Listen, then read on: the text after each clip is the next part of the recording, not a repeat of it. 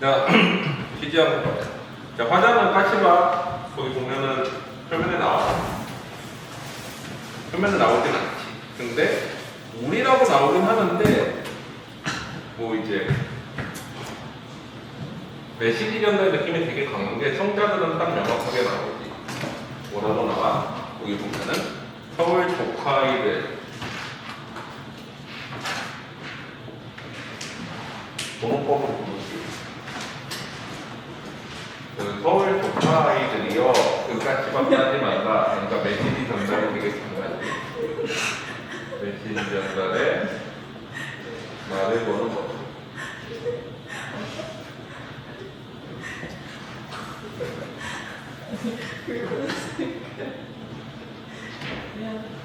자, 바라보는 대상은 뭐야? 까치밥인데 까치밥은 뭐를 상징해? 배려와 공존을 상징하는 그러니까 이타적인 사랑을 상징하지. 이거와 동일한 지어로 나오는 게 뭐야? 거기에 보면은 집신 그리고 길보시 뭐 이런 거지.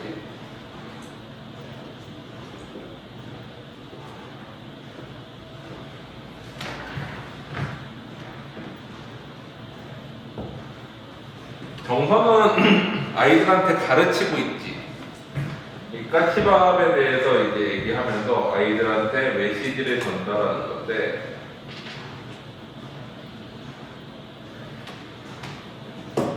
자, 여기 보면은 고양인 줄도 모르면서 이거는 까치밥의 이유를 모르면서랑 같은 거야. 까치밥의 이유가 뭔지. 까치밥은 뭐야? 까치를 먹으라고 밥 남겨놓는 거지. 배려의 장기. 서울 조카아이들이 까치밥 따지 말라.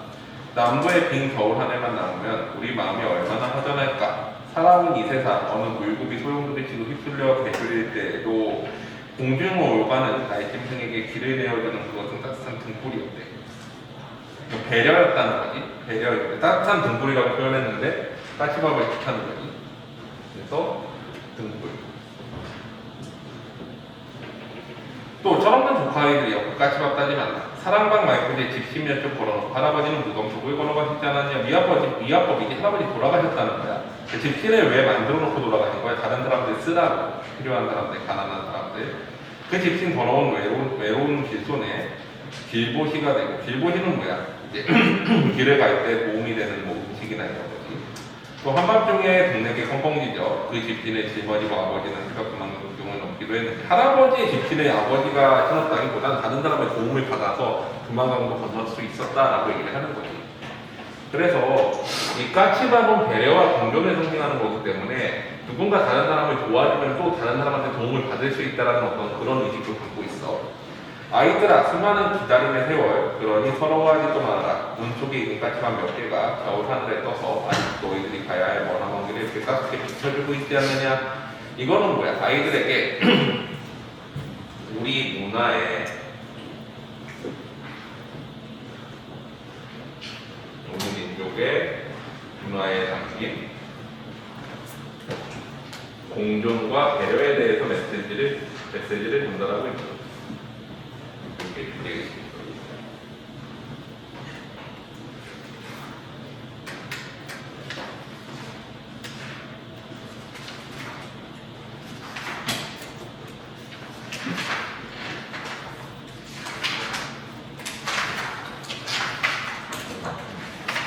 자, 그 다음에 또 뒤로 가보자. 나팔꽃. 화장은 표면에 나오진 않는데 나팔꽃을 바라보고 있는 페이지 146페이지.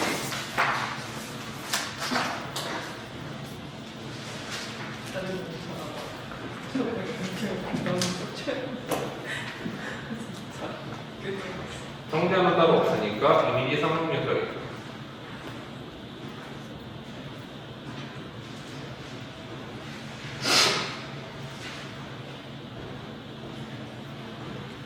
바라보는 대상은 나팔꽃인데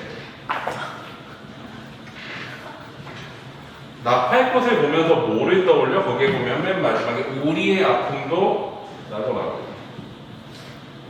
여기 보면 우리가 나오니까 사실 애매할 수도 있겠다. 자, 나팔꽃을 통해서 뭐를 떠올려? 떠올려? 인간의 삶을 생각하는 거지. 낙타의 꽃은 한계에 부딪혔을 때 다시 어떻게 그거를 극복해내는 모습이 있지. 바지락대라고 해가지고 이제 빨래 걸어놓는 대가 있어야 옛날에. 이걸 타고 이제 낙타의 꽃이 올라가는 거야. 빨래를 이렇게 걸어놓는 대가 있으면은 낙타의 꽃 쪽을 타고 막 올라가는데 처음에는 이제 덩굴선도 이렇게 뻗고 그 다음에 나중에는 어때? 이제 꽃을 피우는 거지 그 끝에. 이런 모습을 보면서 어떤 극복의 어떤 낙타의 꽃의 극복의 모습에 경탄, 감탄을 하고 그 다음에 어때? 자신의 성찰하지. 우리도 낙타의 꽃처럼 그렇게 살아야 되지 않느냐라고 얘기를 하고 있는 거야. 그래서 주제의식은 뭐야? 시련을, 한계를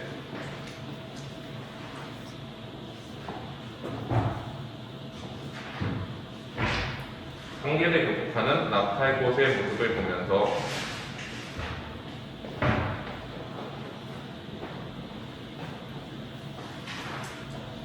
느끼는 인생의 성찰이지.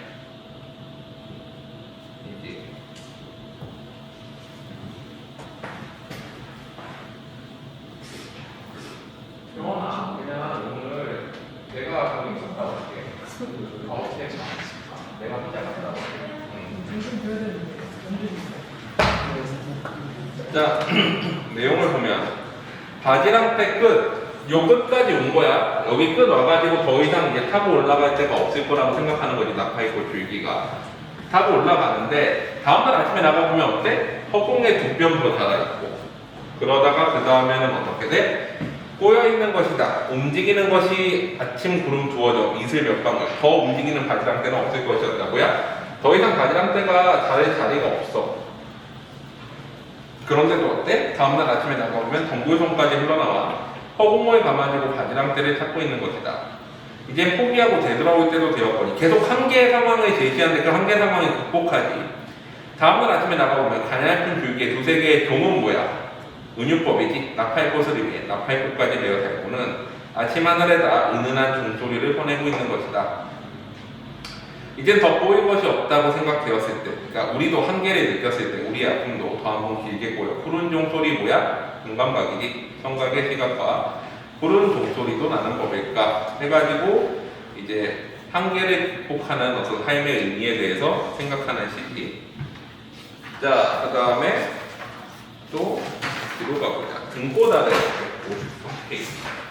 약간 송수건 하면은 어떤 희망에 대해서 많이 얘기하지. 삶의 어떤 고난과 시련을 극복하는 희망에 대해서 얘기를 하는데 등꽃은 뭐가 등꽃이야? 등나무? 꽃이야. 등나무는 우리 어떤 게 등나무야? 우리 보통 갈등할 때 갈이 칡나무 갈이고 등이 등나무 등이지. 둘 다 어떤 특성이 있어? 뭔가 둘이 엉켜가지고 이렇게 자라는 특성이 있어. 그래서 우리가 벤치 같은 데 보면은 벤치 위쪽에 이렇게 지붕 이렇게 하고 이 위를 꼬불꼬불해서 올리는 나무 있잖아. 그게 등나무인데 얘 꽃이 어떻게 생겼냐면 포도송이처럼 생겼어. 이렇게 달려있고 연보랏빛 보라색 꽃이 펴. 포도송이처럼. 요 등꽃을 보면서 느끼는 정서를 표현한 건데 화자는 나지. 등꽃을 바라보고 있지.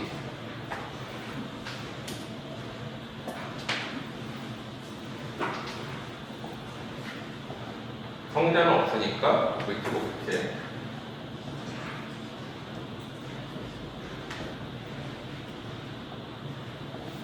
바라보는 대상은 뭐야? 거기 보면은 처음에는 거기 등나무를 바라보고 있지. 한껏 구름의 나들이가 보기 좋은 날 등나무 아래 그대 서서 보면은 가닥가닥 꼬여 넝쿨져 있는 것이 참 예사스러운 일이 아니다. 등나무에 대해서 예사스럽지 않다 그러는데 정서는 뭐야? 긍정적인 예찬이 나타나지. 긍정적 인식과 예찬. 철없이 주걱주걱 흐르던 눈물도 이제는 잘게 부서져 구슬 같은 소리를 내고 슬픔에다 기쁨을 반반씩 버무린 색깔이죠. 자 봐봐. 등나무에 달린 등꽃을 보는데 이 등꽃은 어때? 슬픔이 이제 부서진 색이래. 그러면 등꽃을 뭐라 그래? 슬픔의 기쁨을 반반씩 섞었대. 그러면 파란색이랑 붉은색을 부숴가지고 합하면 뭐가 될 거야? 보라색이 나오잖아. 등꽃의 색이 나오는 거지.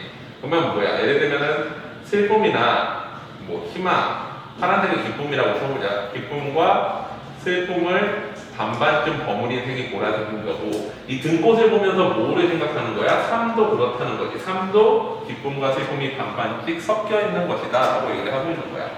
그래서 반반씩 버무린 색깔로 연등나의 지등, 연등절이라고 동동 배울 때 했던 거 기억나? 이제 연등 가는 거, 종교에서, 불교에서. 거기에 있는 종이등 같이 불빛이 흔들리는 그것같이 연꽃이란다. 등꽃이 피는데 내 가슴에 기쁨 같은, 슬픔 같은 것의 물결이 반반씩 한꺼번에 녹아 흐르기 시작한 것은 형발 밑으로 쳐져내린 등꽃송이를 보고 난 이후부터이다. 이 등꽃의 색깔이 보라색이기 때문에 삶은 기쁨과 슬픔이 반반씩 섞인 거구나 생각하게 된 거야. 밑뿌리야 절제 없이 뻗어나가겠지만 아랫도리에 두어가다 튼튼한 줄기가 꼬여 그 큰 둥치를 이루는 것을 보면서, 이제 등나무를 보면은 이 줄기가 이렇게 서로 꼬여가지고 자라잖아, 꽈배기처럼. 그래가지고 이 꼬인 거를 보면서 뭐라고 그러는 거야? 거기에 보면은 그렇다, 너와 내가 자꾸 꼬여가는 그 속에 좋은 꽃들이 피어나지 않겠느냐. 이 등나무의 모습을 보면서 너와 나의 모습을 떠올리는 거지. 응? 잠깐만. 너네? 너지? 대박지. 자, 그래가지고 또 구름이 내 머리 위에 평발을 밟고 가나 보다. 그러면 어느 눈갑 속에 파란 옥빛 구슬을 꺼내들은 은은한 소리가 들린다. 자, 근데 봐봐. 여기서 옥빛 구슬을 꺼내드는 소리가 들린다고 했는데 사실은 뭐만 있는 거야? 색깔만 있고 소리는 없지. 그래서 뭐야? 시각에 청각하지. 공감과 시각에 청각화가 쓰였어. 자, 그러면 주제는 뭐야? 등꽃을 통해 깨닫는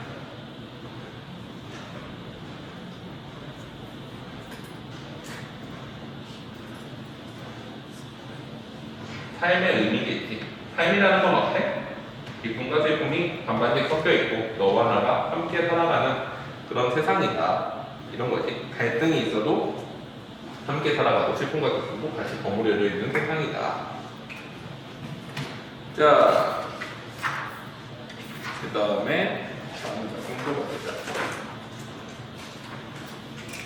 58페이지 목포항.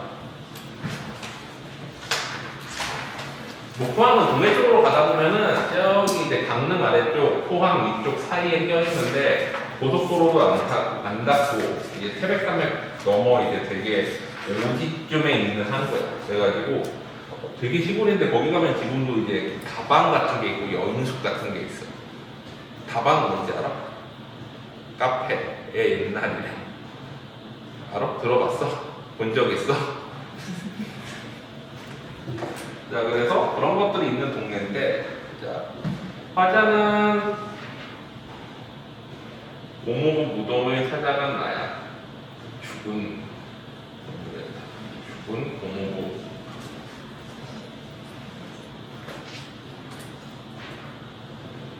무덤을 고모와 찾아간.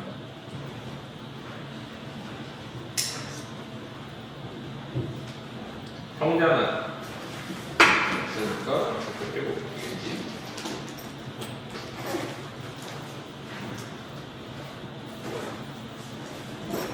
바라보는 계산은 고모, 죽은 고모. 이거는 뭐를 의미해? 어떤 삶의 비극을 의미하지. 왜 그러냐면 고모부는 이제 물고기 잡으러 나갔다가 죽었어. 근데 이 고모부가, 이 고모와 고모부가 어디에서부터 이사 왔어? 전라도에서부터 목포까지 생계를 위해서 물고기 잡으려고 왔다가 고모부가 죽어버렸네? 그런데 이 고모부 시체를 못 찾아가지고 무덤을 신발 한 장 넣고서 만들었어. 그래서 이러한 어떤 정서를 화자가 고모를 바라보면서 어때? 슬픔과 한의 정서를 공감하고 있는 거지. 그래서 주제의식은 비극적 삶에 대한 공감과 연민이지. 비극적 삶에 대한 슬픔의 공감과 연민.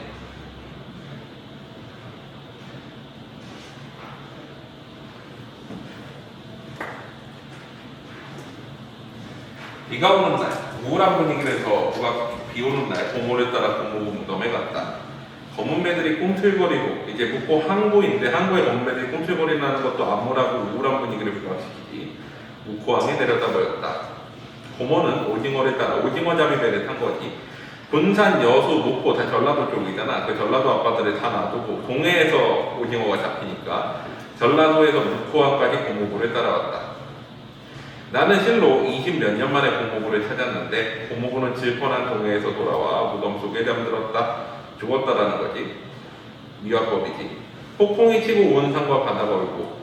이거는 뭐야? 이제 감정을 이입했는데 화자의 정서가 들어간 거지. 화자의 정서도 슬프니까 고모의 정서에 공감을 하니까.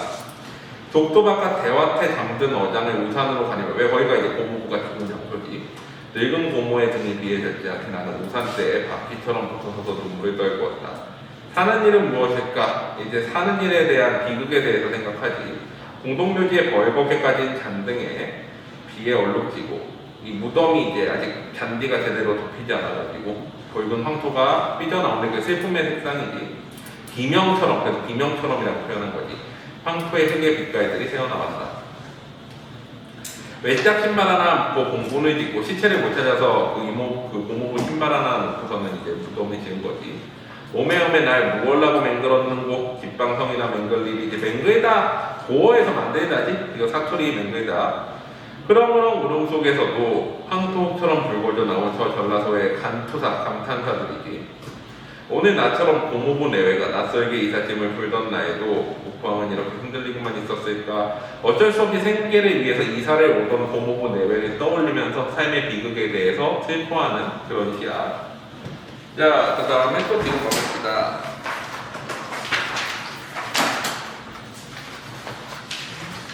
자, 170페이지 산문의 기대요. 산문은 저에서 산 쪽으로 난 문을 의미하는데 요거는 이제 죽은 누이의 이미지를 떠올리는 그런 시야. 화자는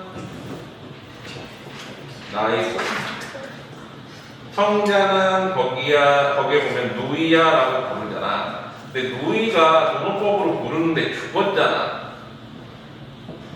그러면 어때? 북백체에 가깝지. 단조형함이 부각되어야 되니까. 다만 말을 거는 어투이긴 하겠지.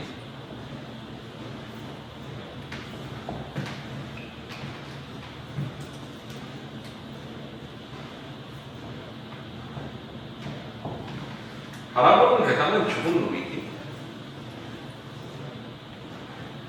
죽은 누이에 대한 정서는 그리움, 한, 슬픔 같은 건데 이 죽은 누이의 이미지가 다시 재생되는, 살아 돌아오는 것 같은, 이거는 뭐야? 그러면 이거와 더불어서 소망이 나타나지. 재회를 소망하는, 재생된다라는 건 다시 살아 돌아오는 느낌이니까 이거를 계속 부각해. 이거를 나타내는 게 거기에 보면은 즈문 밤에 강이 일어선대. 밤에 강이 일어서고 또 그 다음에 뭐라 그래? 돌로 반짝여 살아오고 물고기 같이 튀어오르고 그 다음에 어때? 산다와를 꺾어가지고 건네고 그 다음에 거기 물방울 같이 튀어오르고. 근데 이 죽은 누이의 이미지를 또 어떻게 표현했냐면은 거기에 보면은 눈썹 부어난, 그 다음에 이걸 기러기가 부리고 이거를 물속에 다시 떠올리는. 자, 그래서 내용을 보면 누이야 가을산 그림자에 빠진 눈썹 부어낫을 지금도 살아서 걷는가. 정확히 뭔지 모르겠지만 누이의 이미지겠지. 눈썹이라든가 누이의 눈썹이라든가. 정정한 눈물, 돌로 눌러 죽인다라는 것은 정서를 절제하는 거지. 슬픔의 정서를 절제하고 그 눈물의 뜻을 따라가면은 즈문밤의 강이라는 건 죽음의 세계를 상징하지. 죽음의 세계가 다시 살아 돌아오는 것 같아. 일어선다는 건 뭐야? 죽은 노이가 다시 재생하는 것 같다. 다시 살아오는 것 같다. 무슨 뜻이야? 다시 만나고 싶다는 거야. 그런 것을 그 강물 깊이 가라앉은 고뇌에만 있는 슬픔이지. 그 슬픔과 한이 돌로 반짝여 살아오는 것. 이것도 재회에 대한 소망을 나타내는 재생의 의미이지. 저러는 물속에 튀어오르는 물고기같이 또 보이는 거야. 살아오던 것을. 그리고 산다와 한 가지를 꺾어서 스스럼 없이 나한테 건넨데 노이가 다시 살아 돌아오는 문제를 계속 꿈꾸는 거지. 또 한 번 얘기하려고. 노이야 지금도 살아서 보는가. 가을산 그림의 그림자지. 그림자에 빠져 떠돌던 그 눈썹 부어놨을 기러기가 강물에 버리고 가는 것을 무슨 뜻이야? 처음에 이제 가을산 그림자를 바라보면서 노이를 떠올리다가 그거에 다시 어디로 가? 강을 바라보면서 노이의 모습을 떠올리는 거지. 내 한 잔은 마시고 한 잔은 비워도 노이를 위해 비워뒀다는 거지. 저러는 입새에 살아서 튀는 물방울. 여기서도 물방울도 재생의 의미야. 그렇게 만나는 것을. 노이 아는가? 가해산 그림에 빠져 떠돌던 눈썹 부어낫이 지금 이 몸물 속에 이번에는 어디로 시선을 이동해? 쭉 보면은 이게 시선 이동인데 노이의 이미지를 이제 눈썹 그림자 속의 눈썹이지. 그림에라고 했으니까. 그리고 기러기, 그 다음에 기러기가 강에 부리고 가지. 그 다음에 연못 속에서 떠올리는데 눈썹은 기러기랑 비슷하잖아. 이렇게 된 거 가지고. 그래가지고 어떤 이미지들을 떠올리면서 노이에 대한 죽은 노이에 대한 그리움과 재회 소망을 나타내는 시야.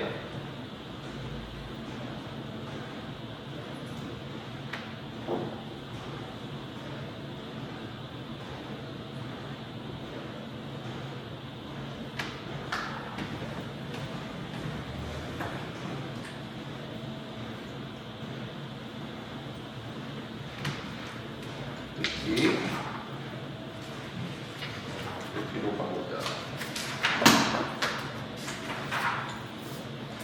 예전에 세한도 했던 거 기억나?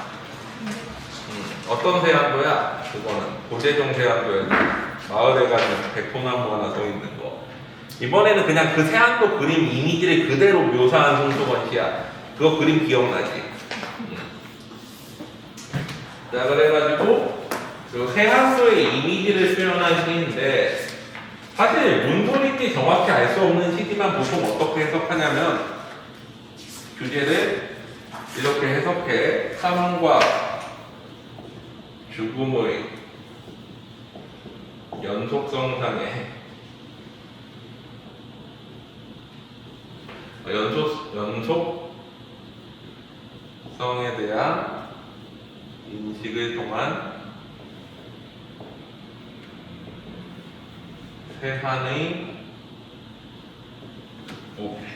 세한이라는 건 뭐야? 보통 새해 추리, 새해 혹은 겨울의 추위지. 혹은 이 추위를 극복하는 이미지도 있고. 원래 이 그림 자체는 이제 추사 김정희가 자기 제자한테 받은 거지. 제주도 유배가 있을 때 제자가 사다 주고 책에 감사하면서 그림을 이제 보낸 거잖아. 김정희가 제자한테 받은 게 아니라 뭐야? 김정희가 그림을 제자한테 준 거구나. 자, 근데 이 그림에 대해서 이미지를 묘사를 하면서 이렇게 한 건데 왜 삶과 죽음이 나오는지 한번 보자. 여기 보면 저승이라는 단어가 나오고 이 저승과 삶의 공간인 이승을 이어주는 역할을 그림이 한다라고 해가지고 이 연속성을 나타내고 그 다음에 어때? 새한, 추위를 이겨내는 모습을 표현했다라고 해서 이렇게 주제의식을 했는데 사실 이건지 알게 뭐야. 근데 그냥 이렇게 붙인 거야, 평론가들이. 왜 그런지 한번 보자. 그림을 그리는 상황을 이미지로 표현했는데 붓을 들어 빈 공간에 선을 낸다. 하얀 종이에 이제 선을 그리겠지. 가지급이로 치솟으며 몸놀림하는 까치 한 쌍 있어 거기? 없어. 근데 그냥 상상하는 거야 그 그림 속에서. 이 여백에서 폭발하는 울음. 이 그림을 보면서 뭐를 생각해? 여백에서 이 까치 울음이 들리는 것 같다라고 생각을 하는 거야. 실제로는 아무것도 없지. 근데 청각적으로 표현을 한 거지. 또 먹붓을 들어 빈 공간에 선을 낸다. 고목나무 가지 끝에 까치집이 있어? 없는 것 같은데 있대. 그러고서 더 먼 저승의 하늘에서 폭발하는 울음. 까치의 울음은 처음에는 이승에서 폭발하다가 나중에 저승에서 폭발한다고 그랬지. 그래서 삶과 죽음의 연속성을 표현했다고 보는 거야. 뭐 그렇대. 나는 그런지 모르겠지만. 자, 그 다음에 한 폭의 그림이 지라로같이 따숩다는 거야. 그림에 대한 긍정적 인식이 나타나지. 그러면서 따숩다 그러니까 새한, 추위를 극복하는 이미지가 있다. 그러니까 추위를 극복하고 저승과 이승을 연결하는, 그래서 이렇게 쓴 거야. 그냥. 삶과 죽음의 연속성에 대한 인식을 통한 세안을 듣고 뭔 소리인지 모르겠지만 삶과 죽음이 나오고 연속을 통해 가지고 그림이 따뜻되잖아. 그러면 추위를 극복했다 라고 해석을 하는 거야. 이해되지? 자, 그 다음에 또 뒤로 가보자. 이제부터 누구야? 신경님. 자, 신경님은 봐봐. 1990년대를 대표하는 시인이 누구야? 김소월이야. 우리 교육과정 기준으로 시를 쓴 당시가 아니라 2000년대를 대표하는 사람이 윤동주지. 가장 문제에 많이 나오고 2010년대는 백석이야. 교과서랑 문제에 가장 많이 나오고 2020년대는 아직 모르지만 대체로 신경님이 여태까지 거의 가장 많이 나왔어. 근데 2020년도가 끝나가야 알겠지 사실은. 근데 아마 신경님의 확률이 되게 높아. 많이 나왔고 그만큼 고고와의 쌍벽을 이룰 만한 게 뭐 고재종이라든가 뭐 이런 사람들인데. 자, 여기서 이제 가난한 사람 노래 같은 경우에는 선생님 가난한 사람을 이거 하지 않았나요? 했나? 네 했어요. 이거 내신이었어? 했다고 알아요. 안 했지. 하자. 내신 맞았어? 근데 정호윤이 이걸 모르고서 빼먹었던데? 그럼 저거인 줄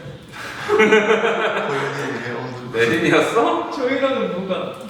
알았어, 패스. 나이스. 해줄게.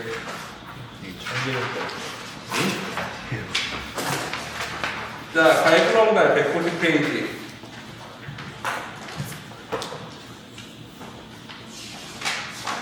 화자는 누구야? 여기 보면은 고향에 떠나온 이지. 실향민. 아, 실향민인가? 나오지? 거기 어디 있냐? 표면에 나오나? 우리라고 나오나? 안 나오네? 안 나오는데 과거를 해석하는 거 보니까 실향민은 맞지? 우리 있지 않아요? 있어? 어디 있어? 맨 마지막 줄에 아, 우리구나? 그러면 청자 애매해지고 바라보는 대상은 처음에 뭐를 떠올려? 고향의 이미지를 떠올리지. 여기 보면은 지금쯤 물거리에 한심해놓고 냇가에 앉아 자전거를 바라본 고향에선 이렇게 살았던 거지. 시골에서 내몰리고 서울에서도 떠밀려 고향에서 뭐를 바라봐? 현실을 바라보지. 현재 상황을 다시 떠올려. 이 고향은 과거 회상이지. 현재 상황은 어때? 고향에서 떠났고 그 다음에 어때? 서울에서도 밀려났지. 갈 곳이 없는 그런 사람들이야. 벌판에 버려진 사람들에게 옛날밖에 없다. 다시 과거에 상을 하지. 지금쯤 아이들이 신장로에 몰려 갈굼질 치며 고추잠자리 잡을 시간. 아무도 들어주지 않는 목소리로 외쳐대고 아무도 보이지 않는 몸짓으로 발버둥치다가 어쩔 수 없다라는 거지. 이 신경님은 주로 어떤 그 몇 가지가 있는데 어떤 자연에 대해서 얘기한 시들, 농촌 현실에 대해서 얘기한 시들. 이 자연은 결국엔 인간의 삶에 대해서 얘기한 거지만 이런 것들에 대해서 많이 쓰는데 농촌 현실이나 뭐 이런 거에 대해서 쓴 시 중에 하나야. 이거는 결국엔 어때? 벗어날 수 없다라는 거지. 가난에 절망감이 나타나. 절망감과 그리움, 체념 같은 것들이 나타나는 거지. 그래서 정서는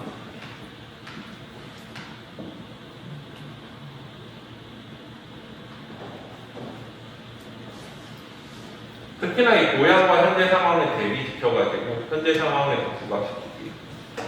지친 달이 끄는 오르막에서 바라보면 너덜대는 지붕 위에 가에 구렁달, 뭐야? 초승달의 가에 구렁달이라고 얘기하지. 그게 걸렸는데 시들고 찌든 우리 얼굴. 자, 이 정서 뭘로 표현했어? 초승달로 표현한 거지. 그래서 주제의식은 실향민의 고향에 대한 그리움과 삶에 대한 체념 정도가 되겠다.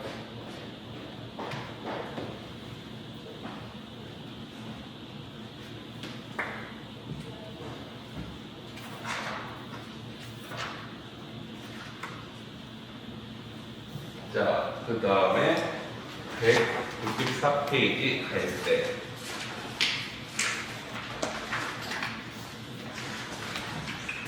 자, 간단히 한번 볼까? 자, 뭐에 대해서 얘기하고 있어?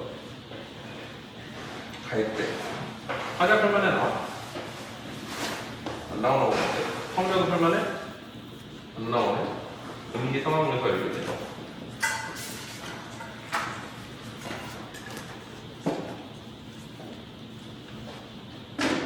바라보는 대상? 갈 때인데. 갈 때를 그라고 하면서 의문시킬 거.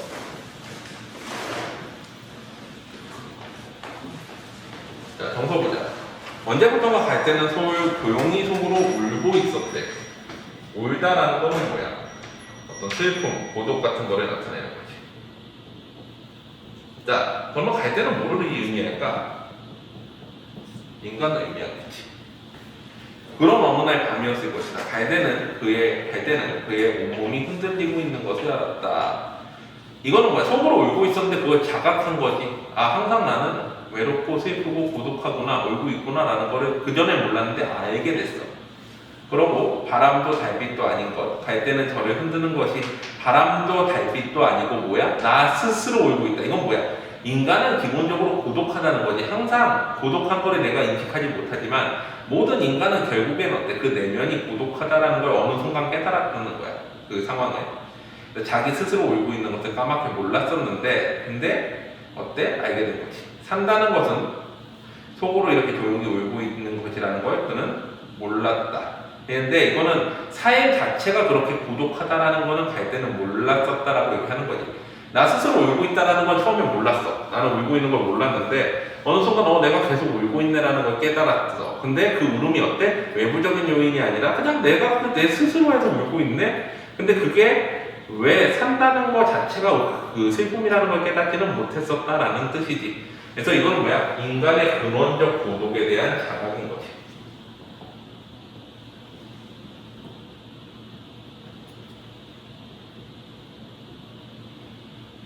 근데 이거를 인간은 원래 고독해라고 쓰지 않고 갈 때에 갖다 때려 넣은 거야. 정서를.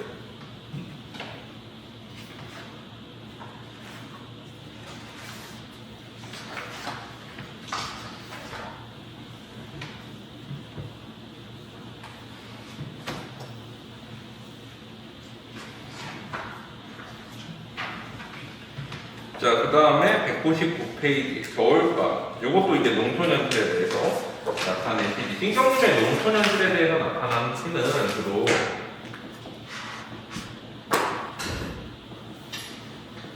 나타났던 가을 보름달. 그 다음에 또 뭐 있어? 겨울밤. 그 다음에 농무. 그리고 파장. 이런 것들이 농촌연출의 힘겨운 삶에 대해서 이제 비판하는 그런 시들이야.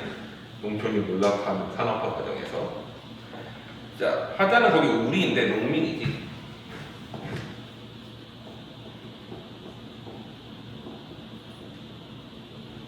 보면은 성장은 명확하지 않고 바라보는 대상은 농촌현실일 거야. 퀴피하지.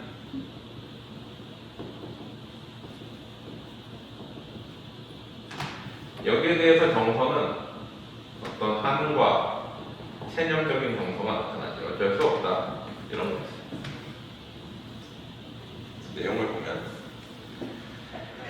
우리는 협동조합 방앗간 뒷방에 모여 목내기 화투를 치고 돈이 없으니까 묵으로나 화투를 치고 내일은 장날, 장꾼들은 왕자들과 주막집들에서 눈을 선다.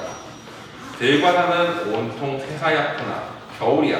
왜 겨울은 농번기지? 아, 농번기가 아니라 농한기지. 이제 좀 한가한 시기야. 그래가지고 눈은 펑펑 쏟아지는데 이제 좀 여유가 있어가지고 근데 돈은 없지. 쌀값, 비료값 얘기가 나오고 이제 힘든 거지. 먹고 살기가. 선생이 된 면장딸 얘기가 나오고 서울로 식모살이 간 분이는 아기를 뱉다더라. 자, 선생이 된 면장딸과 서울로 식모살이 간 분이는 완전히 다르지. 면장딸은 선생이 돼가지고 그래도 뭐 공무원이 됐고 식모살이 간 건 뭐야? 남의 집에 이제 붙어 살면서 이제 그 밥 해주는 그런 일을 하는 사람이지. 그 아기를 뱉다더라 어떡할 거나 하면서 남의 걱정도 하고, 술에라도 취해볼까나, 술집 새끼 싸구려 본 냄새라도 맡아볼까나, 술 마시러 가는 거지. 근데 어때? 술 마시러 가고 싶어도 돈이 없지. 우리의 슬픔이 아닌 것은 우리뿐. 농민들의 슬픔은 농민만 안다는 거지. 올해에는 닭이라도 쳐볼까나? 왜 그래? 닭이라도 쳐서 돈을 좀 더 벌어봐야 되나? 먹고 살기 힘드니까 이런 거지. 깡패이지. 겨울밤은 길어. 묵을 먹고 밥을 못 먹고 묵이나 먹고 술을 마시고 물세 시비를 하고 물세에 대해서 이제 싸우고 색시 젓가락 장단에 유행가 부르고 이발소집 신랑의 다루러 보리집 보리밭에 질러가면 세상은 온통 하얗구나. 눈이어 쌓여 지붕을 덮어다 우리를 평어서다오. 여기 뭐가 나와? 체념이 나오지. 아 그냥 이대로 죽어버리고 싶다 이런 거야. 오종대드의 치마를 둘러쓰고 숨은 저 계집들한테 연애 편지라도 띄워볼까나. 하지만 어때? 그럴 수 없다라는 거. 현실 도피하려고 해보는데 그럴 수 없는 거야. 우리의 괴로움을 아는 것은 우리뿐. 올해는 돼지라도 먹여볼까 하면서 어때? 어떻게든 현실의 타겟책을 찾으려고 하지만 방법이 없는 거지. 농촌이 못 살게 된 거는 어떤 국가적인 차원에서 농촌에서 이제 식량값을 못하게 만들어버렸잖아. 왜? 도시를 산업화시키기 위해서, 노동력의 저렴한 값에 사기 위해서 어떻게? 식비를 줄여줘야 될 거 아니야. 우리 지금 물가에서 가장 크게 타격받는 게 뭐야? 물가 많이 올랐네. 그게 뭐야? 먹고 사는 거잖아. 먹는 거 물가가 올라가면은 직격이지. 생활하는데. 그래서 노동자들한테 쌀값이나 이런 거를 적정선을 유지시키기 위해서 농촌을 계속 어떻게 쥐어짜는 거지. 빚 내주고 대신에 쌀값 이 정도 이상 올리지 막 계속 그거 했던 게 이제 농촌이 몰락하게 된 계기야. 뭐 덕분에 산업화 해가지고 우리가 이 정도 먹고 살고 삼성 같은 기업도 생겼지만 또 한편으로 보면 농촌을 그만큼 몰락시킨 거고, 일제강 점기 때는 일본을 산업화시키려고 우리나라 농촌을 어떻게 또 몰락시킨 거지. 두 번이나 이제 우리나라 농촌은 힘들었지. 자, 고향 해보자. 잠깐만, 주제가 뭐야 그래가지고. 퀴페한 농촌 현실에 대한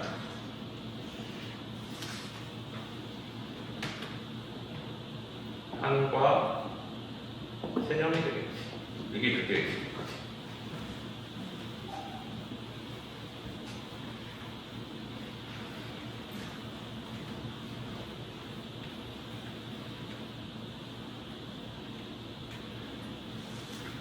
자, 그 다음에 그 옆에 고향길은 화자는 나오는데 고향에 정착할 수 없느냐. 왠지 모르는데 정착할 수 없대.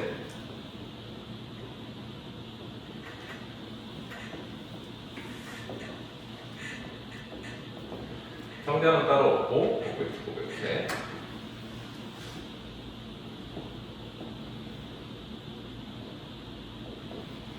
바라보는 대상은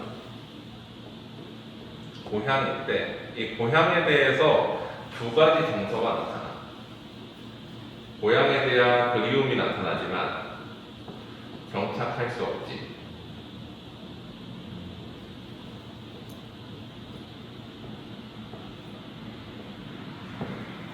그래서 주제의식은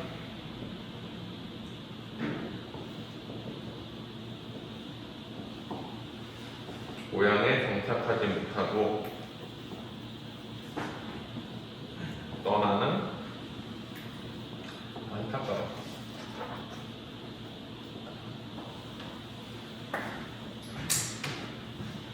내용을 보면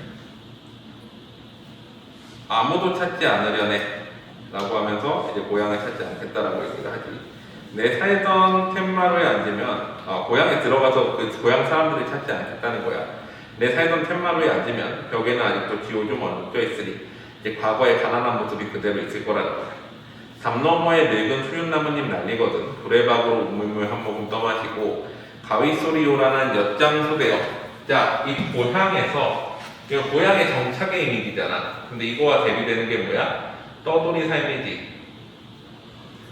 이 떠돌이 삶을 나타내는 게 엿장수지. 엿장수가 되어 고추잠자리 새빨간 노을길에 서성이려네. 감석 깔린 장길, 시장길은 사람이 많아서 피하려는 거지. 내 좋아하던 고무신집 딸아이가 술을 틀을 끼고 가게방을 이제 차린 것도 피해가려고 그러고, 두엄더미 수북한 회전마당에 금줄기 찾는 허망한 금전꾼대요. 금전꾼도 여기저기 금광 찾아 떠보는 떠돌이지. 떠돌이의 삶이야.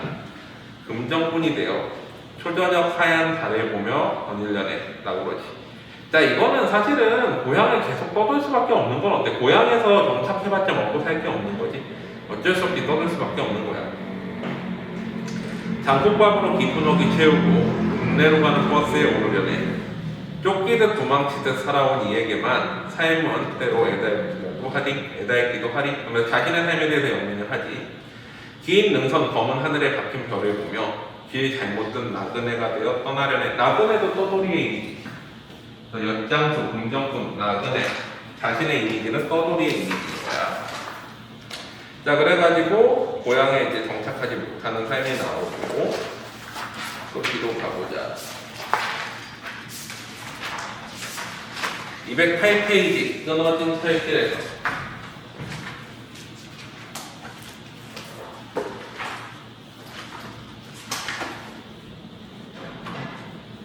환자는 표면에 나오지 않지. 성력도 표면에 나오지 않는 이미지 상황 묘사를 주시고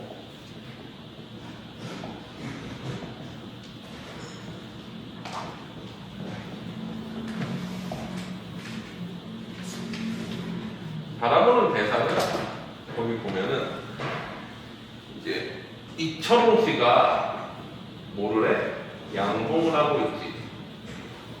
양봉을 해가지고 꿀을 만드는데 이 꿀은 뭐야? 남한 북한에서 따모은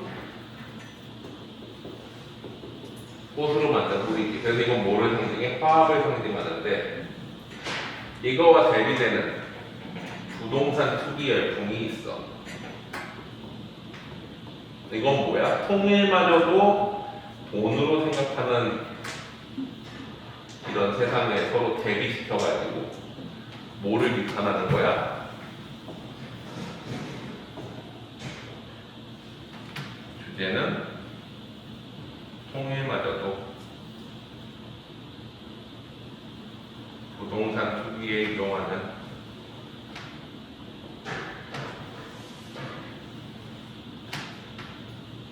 현실에 대한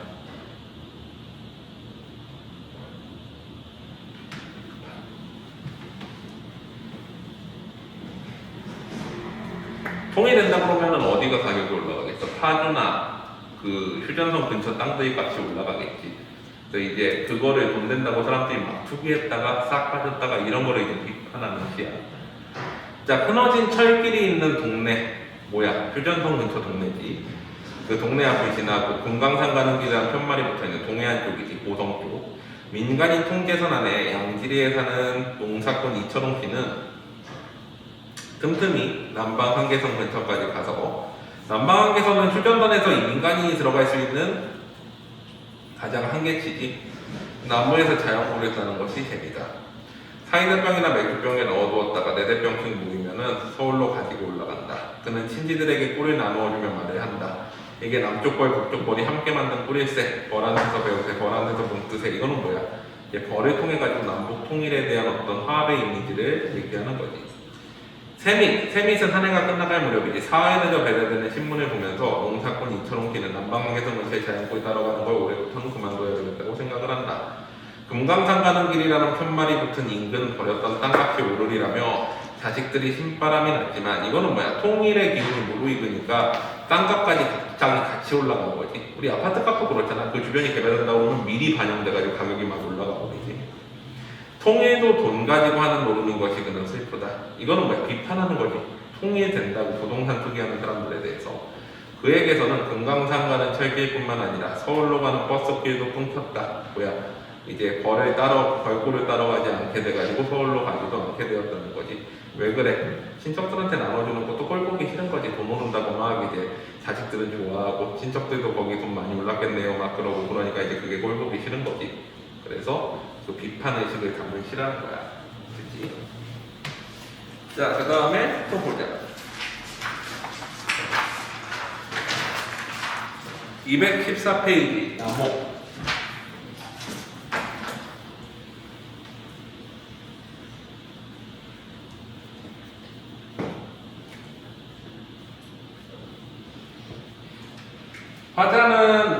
남목을 바라보고 있지.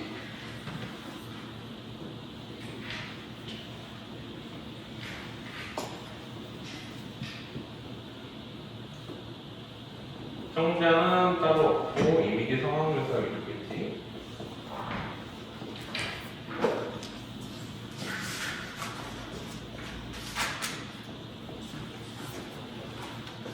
바라보는 대상은 나목인데 벌거벗은 나무, 잎이 다 떨어진 나무라는 거지. 이 나목은 어때? 고난과 시련을 겪으면서 있는데, 보자. 나무들이 시로라기 하나 걸치지 않고 서서 하늘을 향해 길게 팔을 뻗고 있다. 밤이면 메마른 손끝에 아름다운 별빛을 받아. 별빛을 받는다는 건 별빛은 뭔가 이제 순수함, 이상 이런 거지. 별이 비춰줘. 뭐 이 나무는 뭐야? 긍정적 존재인 거지.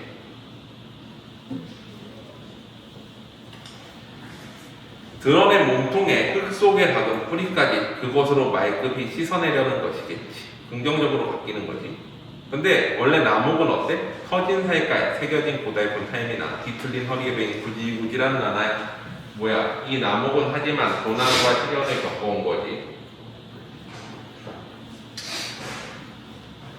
부끄러울 것도 없이 숨길 것도 없이 한밤에 내려 몸을 돋는 눈 따위 흔들어 시원하게 털어내고 알몸이 되겠지만, 자, 이 고난과 시련, 그리고 그 고난과 시련이 주는 상처, 이 상처를 접는 누운까지도 전부 어때? 그냥 다 흩어버리고, 그러고 흔들어 시원스레 털어버렸대. 긍정적인 인식인 거지. 알고 있을까? 그들대로 서로 부둥켜 안고 몸을 떨며 깊은 울음 터뜨릴 때, 자, 이렇게 고난과 시련, 이 순수와 이상을 못 씹고 고난과 시련을 겪으면서도 이 나무들이 어때? 어딘가 이제 연민하는 사람.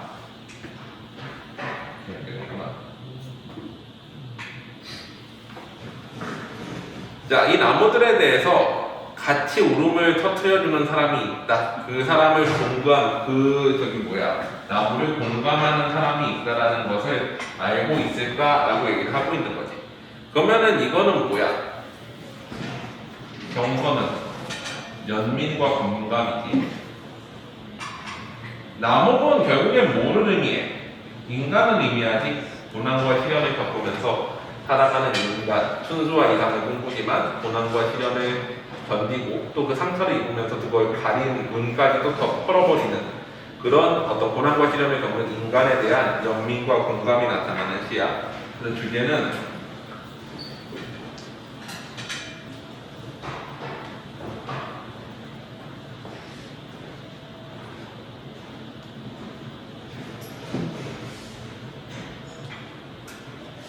고난과 시련의 삶에 대한 연민과 공감이지.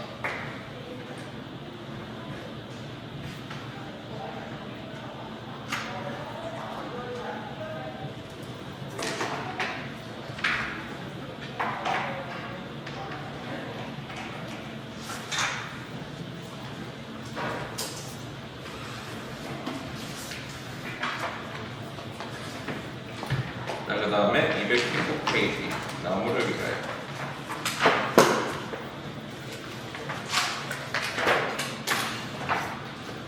화자는 나무를 바라본다.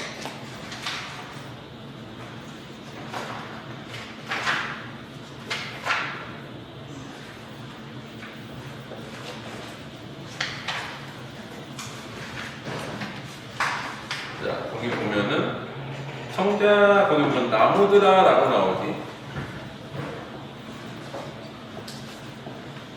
네, 찌질이었다.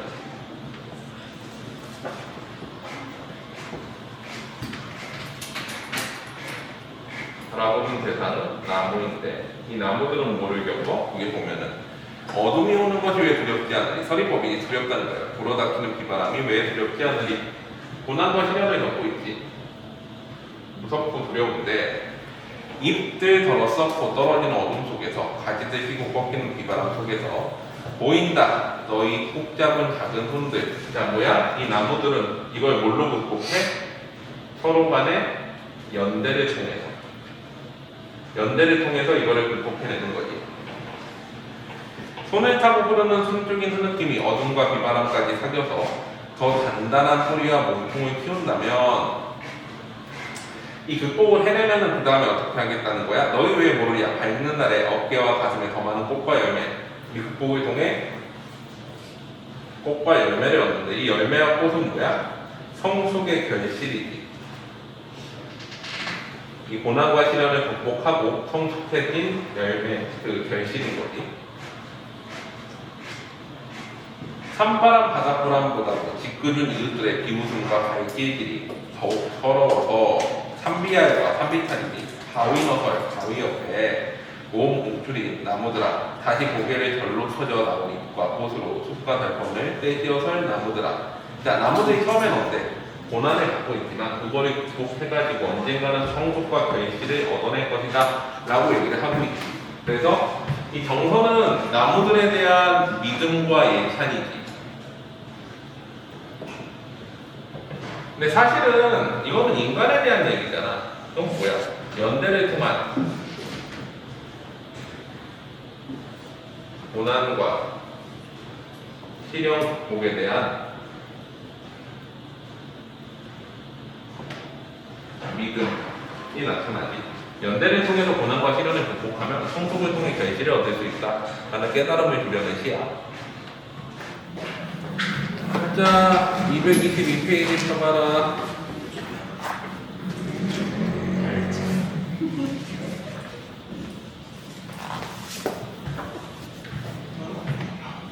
자, 화자는 222페이지 낙타. 화자는 거기 보면은 표면에 나오나? 안 나오지. 근데 낙타를 타고 가려는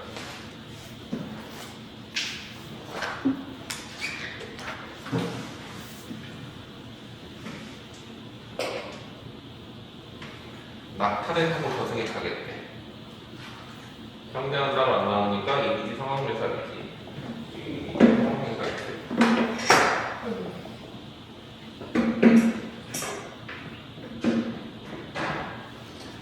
바라보는 대상은 낙타인데 처음에는 이게 뭐가 돼? 타고 가는 것, 탈 것이 되지. 그러다가 그 다음에 뭐가 돼? 화자 자신이 돼. 이 화자 자신이 돼가지고 다시 화자 자신이 낙타가 되지. 그래서 다시 누군가를 태워가지고 돌아오겠지. 누군가를 태우고 돌아오겠지. 근데 이 누군가는 누구야? 거기 보면 뭐라고 나와? 어리석은 사람, 가엾은 사람. 어리석은, 가엾은 사람. 사실 이게 뭐야? 화자 자신이지. 자, 내가 죽으면 낙타 타고 들어가, 저승으로. 그런데 저승에서 내가 다시 환생하면 낙타가 돼. 낙타가 돼가지고 어리석은 사람, 가엾은 사람을 태우고서 다시 돌아올 거래. 그러면 결국엔 뭐야? 끝한 사람, 자기 자신이지. 그러면 어때? 어리석고 가엾은 사람이 화자 자신인 거고. 근데 이러한 거는 부정이 아니라 뭐야? 순수한 모습인 거지. 순수한 삶을 꿈꾸는 거야. 낙타처럼. 즉 낙타는 자기와 동일시하는 대상이고 이 낙타는 순수한 존재이기 때문에 나는 죽어서도 낙타가 되고 싶고 나같이 가엾은 사람 태우고서 다시 돌아오는 낙타가 되고 싶고 그건 뭐야? 순수한 삶에 대한 소망인 거야.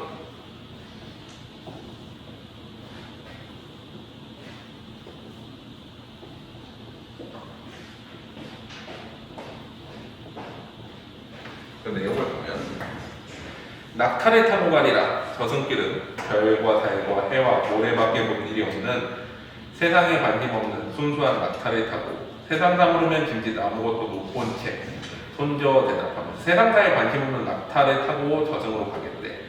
슬픔도 아픔도 까맣게 이겼다는 듯 누군가 있어 다시 세상에 나가란다면 낙타가 되어 가겠다고 대답해. 나는 낙타 타고 돌아왔는데 내가 저승에서 이승으로 다시 갈 땐 낙타가 되어 가겠대. 그러고서 나 같은 사람을 다시 태워가지고 돌아오겠대. 그러면 그 사람도 다시 낙타가 되어 나가가지고 또 태워가지고 돌아오겠지. 그러면 뭐야? 낙타 같은 사람들이 계속 늘어나는데 그 순수한 삶이 늘어나는 거 이렇게 좋아해? 응? 자, 그래가지고 별과 달과 해와 모래만 보다가 돌아오는 때 가장 어리석은 사람 하나 먹어가지고 오겠대. 무슨 재미로 세상을 살았는지도 모르는 가장 가엾은 사람 하나 건너가지고 뒷동무가 되어서 오겠대. 순수한 삶을 살고 싶다. 다 같이 되는 거지.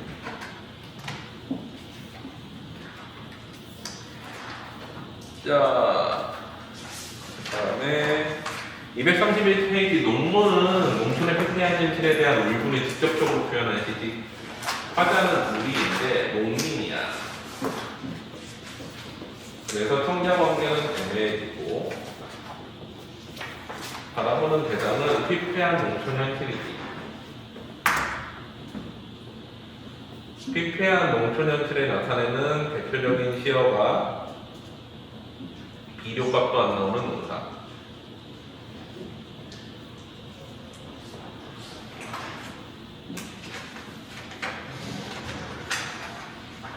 비료값이야.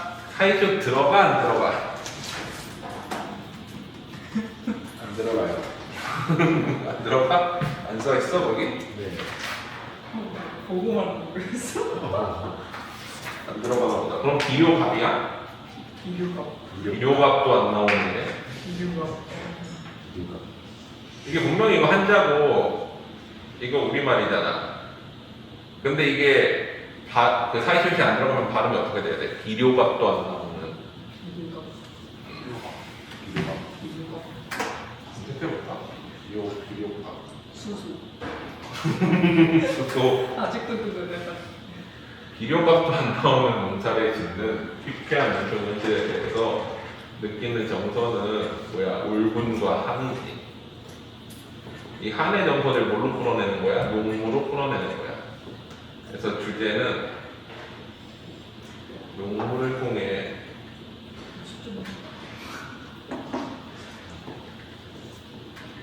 피폐한 농촌 현실에 대한 울분과 되는 거지. 자, 징이 울린다, 막이 내린다. 이건 되게 중요한 소재 중에 하나인데, 우리 전통에서 보면은 북을 치고 징을 치는 거는 의미가 달라. 북은 보통은 어때? 군대가 진군할 때 치고, 삼국지에서 보면은 어때? 징은 퇴각할 때 치는 거야. 뭔가를 시작할 땐 북을 치고, 끝날 때는 징을 치지. 그래서 징이 울린다, 막이 내렸다는 뭔가 끝나버렸다라는 의미야. 농촌이 끝나버렸다라는 걸 상징적으로 의미한다고 봐. 농촌의 피폐한 현실을. 오동나무 전등이 되어가지고 가사인데 사실은 뭐 농무 공연이 끝났다는 표현인데 농촌이 끝나버렸다고 생각하는 거지. 고경문이 돌아가고 난 뒤에 텅 빈 운동장 이것도 이제 피폐한 농촌 현실을 보여준다고 그래. 우리는 분이 얼룩진 얼굴로 중일법이지. 분노의 얼룩진 혹은 분장이 얼룩진으로 해석해. 학교 앞 편집집에 몰려 술을 마신다. 답답하고 고달프게 사는 게 원통하다. 아니 이게 시야? 주제의식을 그대로 갖다 때려 넣었지. 근데 왜 이렇게 때려 넣었을까? 농민이잖아. 화자가 농민인데 시인처럼 기교를 막 섞어가지고 비유를 막 쓰고 하면서 돌려가지고 얘기할 수 있겠어? 안 되지. 그래서 그냥 화자가 농민이니까 직접적으로 정서를 표현한 거야. 강조를 통해가지고. 꽹과리를 앞당세워 장거리로 나서면 따라붙어 하고 있으면 선조물에게 될 뿐이 없대. 왜? 다 그 젊은이들은 도시로 가버렸으니까. 처녀애들은 기름집 담벼락에 붙어서서 철없이 깨게 되는 건 아직 어리기 때문에 농촌이 얼마나 힘든지를 모르는 거야. 보름달이 말고 어떤 녀석은 꺽정이처럼 울부짖고 또 어떤 녀석은 서림이처럼 현대지만 이건 무슨 뜻이야? 임꺽정이라고 알아? 뭐한 사람이니? 심. 어? 뭐라고?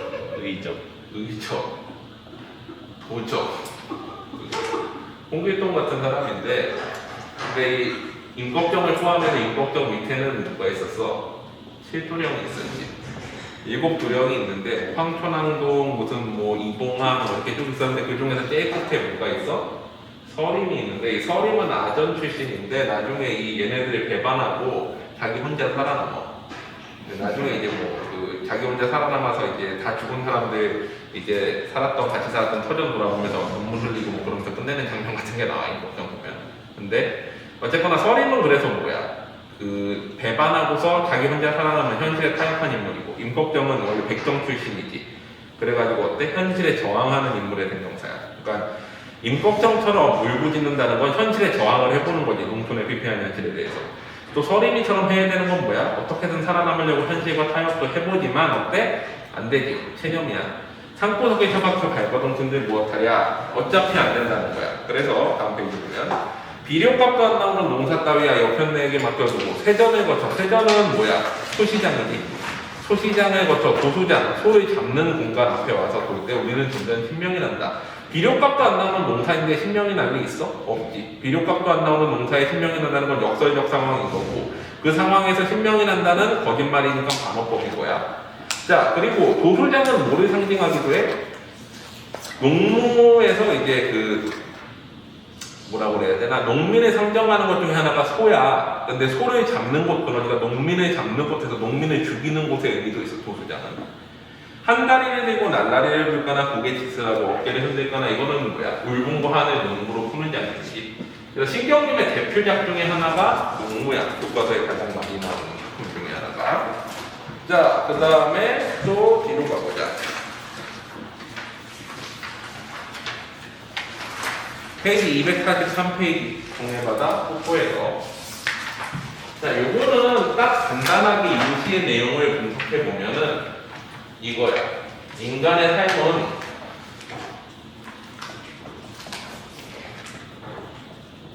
멀리서 보면은 원경에서 보면 뭐라 그래? 희극이지만 가까이서 보면은 뭐라 그래?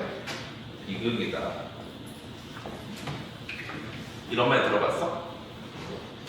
이거를 나타낸 게 이제 동해바다 폭포에서인데 미안 이거 아니다. 이거는 좀 이따 나. 좀 이따. 자, 좀 비슷한 거야. 이거는 그 시리즈인데 폭포에서는 아니고 그거는 뭐냐? 원통에서. 폭포에서가 아니라 원통에서에서. 자, 동해바다 폭포에서는 이거야. 화자는 나이고 청자는 따로 없고 독백체인데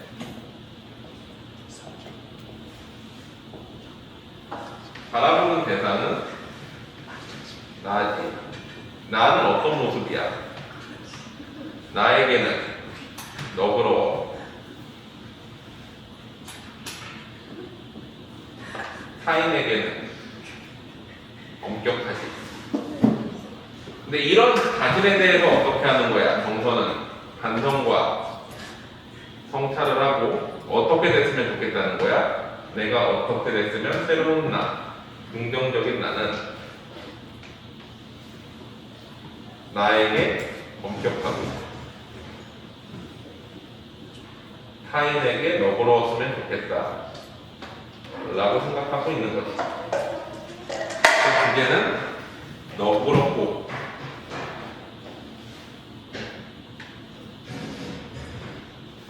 반대한 삶에 대한 소망이 나타나는 시기. 자, 그래서 친구가 원수보다 더 미워지는 날이 많대. 특별만한 잘못, 먼지만한 잘못이 맷방석 같이 보이고, 맷방석은 뭐야? 그래서 맷돌이 있으면은 이 맷돌 돌릴 때 이 옆에 곡식 떨어지는 거 막으려고 이렇게 까는 방석 있지. 이게 맷방석이야.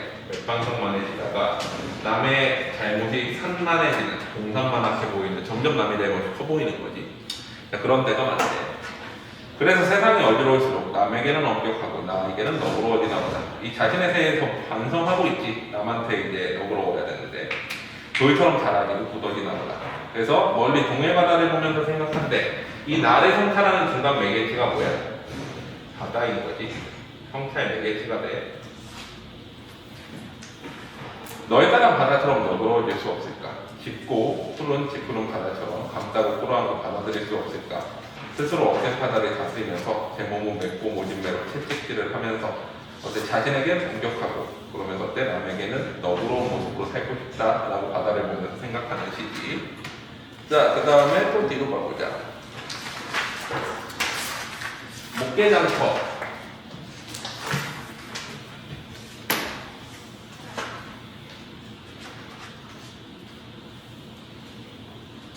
자, 목계장터는 사실은 주객전도야.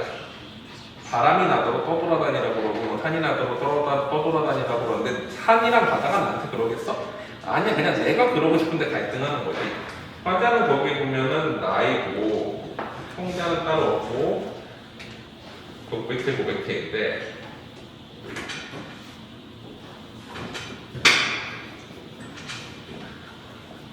바라보는 대상은 나지. 나에 대해서 자 떠돌이 삶을 살라고 하는 애들이 있고 그 다음에 정착한 삶을 살라고 하는 애들이 있는데 사실은 이거 다 주객전도야. 자기가 얘기하고 있는 거야. 떠돌이 삶을 상징하는 거는 거기에 뭐야? 나보고 구름이 되라 하고 바람이 되라고 하는데 누가 나보고서 말하는 게 여기 보면 하늘과 땅은 떠돌이 삶을 살아라 하고 또 그 밑에 보면은 뭐라 그래? 산과 강은 들꽃과 잔돌이래라고 한대. 산과 강은 들꽃과 잔돌이래라고 한대. 사실은 이 상황은 뭐인 거야? 남이 나보고 뭐라고 하는 게 아니라 내적 갈등인 거지. 결국엔 주제의식은 뭐야? 떠돌이 삶과 정착 사이에 내적 갈등을 나타내는 시인 것이. 그러니까 떠돌이 삶을 살고 있는데 정착해야 되나? 근데 또 떠돌이 삶 살아야 될 것 같은데? 라는 삶에 대한 내적 갈등인 거지. 그래서 어떻게 표현했느냐 봐봐. 하늘은 날더러 구름이 되라 하고 땅은 날더러 바람이 되라 하네. 떠돌이 삶을 살라고 하는 거지. 배경이 목계장터인데 목계장터는 어디에 있어? 서울에서 이제 남한강변 쪽으로 내려가면 있는데 청룡, 홍룡 흩어져 빈 개인 나루, 그 목계장터 나루터에 청룡, 홍룡은 이제 그 전설에 나오는 이제 청룡, 홍룡이야. 흩어져 빈 개인 나루, 잡초나 일기에 오는 잔바람이 되라 하네. 사람들한테 소식이나 전하는, 잡초는 이제 민중을 의미하니까 민중들한테 소식이나 전해주는 떠돌이가 되라. 백길이라 서울에서 사흘 떨어져 있는 목계나루에 아을의 나흘, 9일과 4일에 이제 찾아가는 밥가분파는 가을볕도 서러운 방불장소대라네. 아을의 나흘은 뭐야? 4일장과 9일장에서 시장이 4일날과 9일날만 서는 거지. 그때마다 찾아가는 떠돌이 삶을 산다는 거지, 방불장소. 또 이제는 어때? 사는 날더러 들꽃이 되라, 가는 날더러 잔돌이 되라. 들꽃과 잔돌은 짱 박혀 있어야 되잖아, 어디. 그래서 정착하는 삶인 거야. 산설이 맵차거든 글 속에 얼굴 묻고. 근데 이제 떠돌이 삶이 아니라 지금 정착하는 삶이면 어때? 막 그 탐관오리의 횡포라던가 어떤 그 권력자의 횡포 앞에서는 어떻게 해야 돼? 수그려야 될 수밖에 없지. 어떻게든 살아가려면. 그래서 그렇게 표현한 거야. 산설이가 맵차거든 글 속에 얼굴을 묻고. 무려울이 모질거든 밤이 뒤에 붙으라네. 민물새우 끌어넘는 토방 툇마루. 이거는 이제 소속적 시어를 표현을 했는데 그 민물새우 끌어넘는 토방 툇마루에 석삼년에 한 1회쯤은 석삼년에 한 이제 그 1회는 뭐야? 그 며칠쯤은 천치, 과거로 변해서 정착하는 삶을 한번 살아보려고 그러는 거지. 짐 부리고 앉아 시는 떠돌이가 되겠다라고 얘기하는 거지. 떠돌인데 잠깐 정착하는 떠돌이가 되라고 하는 거지. 그래서 어때? 하늘은 날더러 바람이 되라 하고 산은 날더러 잔돌이 되라 하고 뭐야? 떠돌아다니라고 하고 정착하라고 하고 내적 갈등인 거지. 떠돌아 살아야 되나? 아니면 정착해 살아야 되나? 자, 그 다음에 또 뒤로 가보자.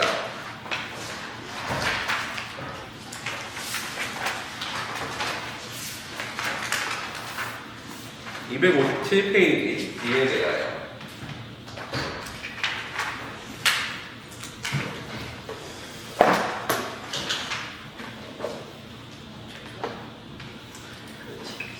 자, 화자는 표면에 나오지는 않는데 거기 너라고 통대만 나오지.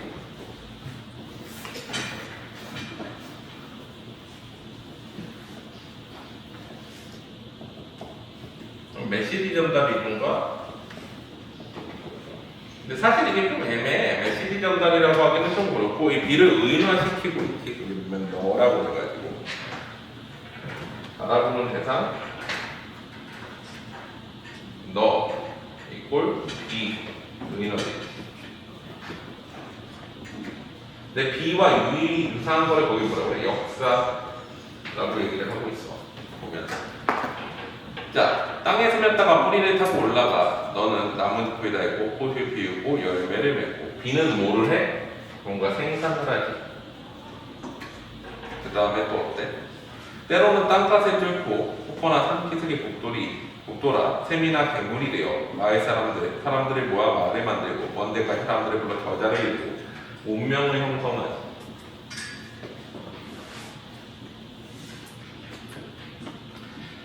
그 다음에 그러다가도 심술이 나면 물이 기어 몰려다니면서 날카로운 이빨과 손톱을 물고 핥혀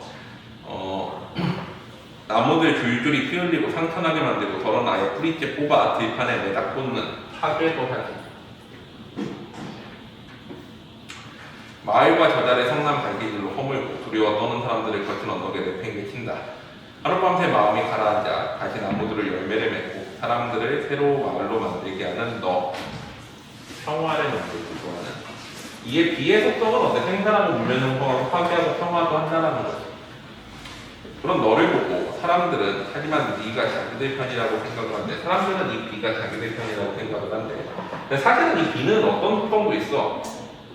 약간 인간적인 속성도 있지. 인간의 상징할 수도 있어. 인류를. 그러면서 이런 인류의 삶이 결국엔 뭐야? 인간의 역사인 거지. 그래서 사람들은 어때? 자신의 역사에 대해서 이 인간들이 살아온 흔적을 비로 표현한 거잖아. 인류의 역사에 대해서 인류의 역사는 우리들이 통제할 수 있고 우리의 편이라고 생각하지만 사실 역사는 사람을 휘몰아칠 때 어때? 그걸 피해갈 수 없지. 그리고 우리가 통제할 수도 없잖아. 역사는 우연에 의해서 일어나지. 사실 월천도에서 나폴레옹이 패배할 거라고 생각한 사람이 몇이나 될까? 운이 나빴지. 되게 여러 가지 요인들이 겹쳤어. 그런 식으로 이제 패배를 하는 거지 사실은. 근데 사실 그건 되게 우연적인 거잖아. 그래서 이거는 정서는 주제의식이 정서는 딱히 뭐 나타나진 않는데 주제의식은 이런 거지. 역사에 대한 인간의 신뢰에 대해서 얘기하는데 이 신뢰가 과연 옳을까? 라는 의구심을 전달하는 힘인 거지 사실. 인간들은 비가 이렇게 파괴하고 문명을 형성하고 생산하는 거 이게 인류의 역사인 건데 그 인류의 역사에 대해서 신뢰를 하는데 그게 맞니? 라고 물어보고 있는 거예요. 이해되지? 자, 그 다음에 또 읽어봅시다. 262페이지 산에 대하여, 비에 대하여, 나무에 대하여 시리즈 엄청난 거지.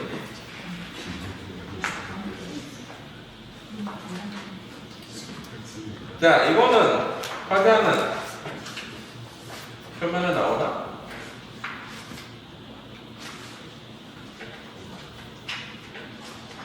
응? 나오나? 나라고 나온다고 위에 써있긴 한데 내 이웃이다. 산을 봐라.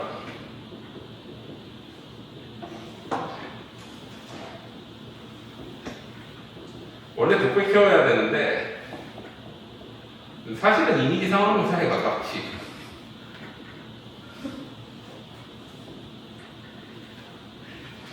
바라보는 대상은 산인데 사실은 산을 바라보는 게 아니라 이것도 물을 바라보겠어. 인간이야. 시가 뭔가를 바라보면 그 대상은 대부분 인간이지. 정서는 어때? 산에 대해서 어떻게 얘기하고 있어? 여러 가지 다양한 모습에 대해서 묘사하고 있는데 이 산의 다양성은 결국에는 뭐를 의미하는 거야? 인간의 삶의 다양성에 대해서 얘기를 하고 있는 거지.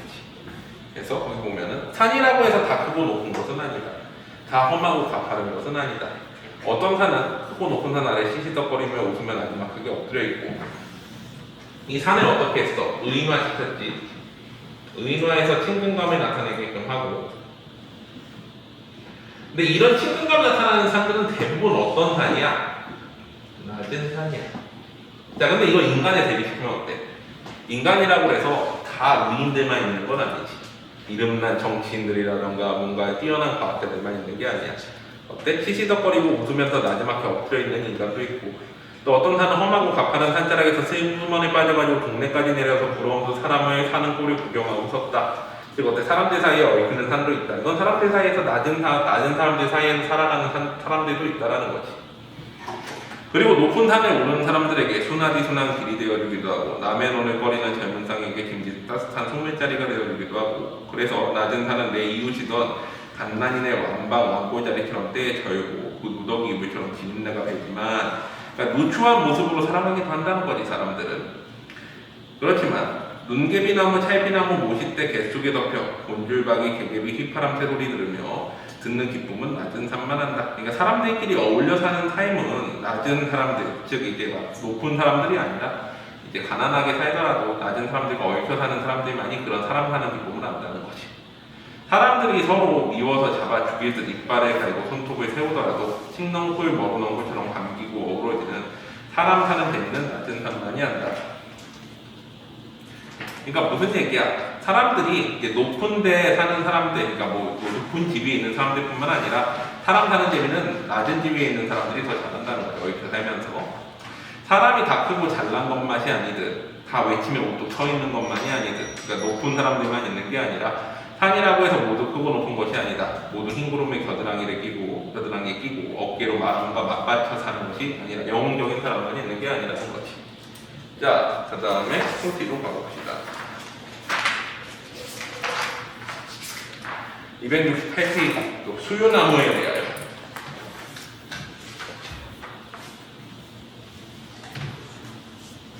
이것도 뭐겠어? 수유나무가 인간이겠지. 자, 화자는 표면에 나타나지 않고 수유나무를 바라보는 인지.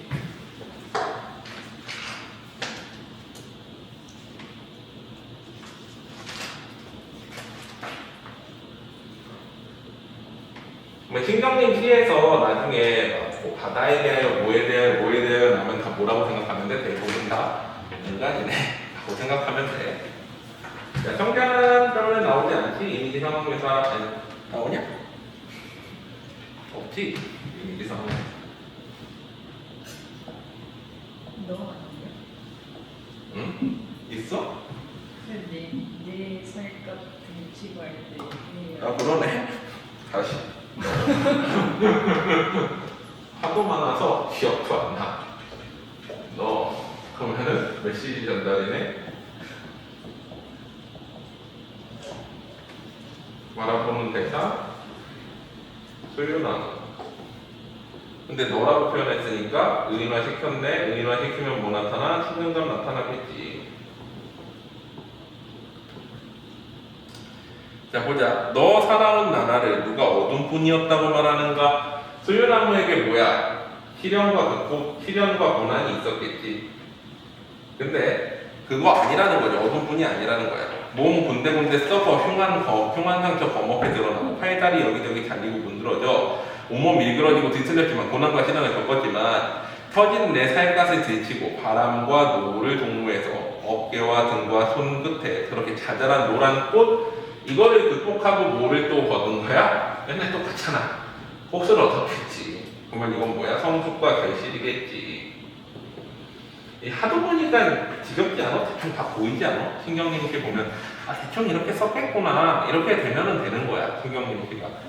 자 그래가지고 비록 꽃향기 온 들판을 덮거나 산에 넘고 바다를 건너지는 못해도 아까 산에 대하여랑 좀 비슷하지. 사람들은 다 그래 대단한 사람은 아니라는 거야. 뭔가 이게 시련과 고난을 극복했다고 해서 막 대단한 미인이나 뭔가 영향력 끼치는 사람이 되지 못한다 하더라도 노란 꽃잎 속에 떨어지면 옛 얘기보다 더 애달픈 초저녁 풀벌레 노랫소리가 들리겠지. 이거는 뭐야? 이거는 대단하진 않지만 어때? 자신만의 가치가 있다는 거지. 뭔가 그만의 가치를 가지고 있는 일이라는 거야. 그래서 누가 말하든가 이 노래 듣는 이 오직 하늘과 별뿐이라. 그래도 그것도 어때? 가치가 있다라는 거지. 그래서 정서는 뭐야? 고난과 시련을 극복한 사람에 대한 위로와 격려가 나타나지. 고난과 시련을 극복한다고 다 대단한 사람이 되는 건 아니지만 그만의 가치가 있지 않겠니? 라고 얘기를 하는 거야. 주제는 고난과 시련을 극복한 이에 대한 위로와 격려. 자 그러면 이거는 뭐야? 이 수유나무는 결국 이것도 인간이지. 됐니? 다음 272페이지 어머니와 할머니의 신뢰.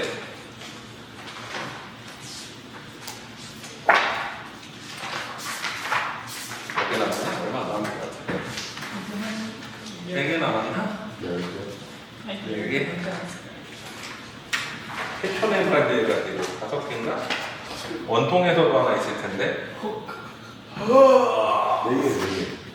원통에서 화장, 해초네 통해서 없는 거야? 없어? 없는데요? 어디 갔어? 있어요. 있지. 아, 원통에서 이거구나. 남자를 빌려주시. 장자를 빌려 원통에서 우리 동네 느티나무들 화장, 해초네 그치? 아, 실내가 예뻐요. 실력이지 뭐야? 실루엣 아, 이렇게 그림자 같은 그거 아니에요? 실력이 어디 있냐고 물어본 거. 아 실루엣 여기 있잖아 실루엣 어머니와 할머니의 실루엣 화장은 나지 형제 없어 이렇게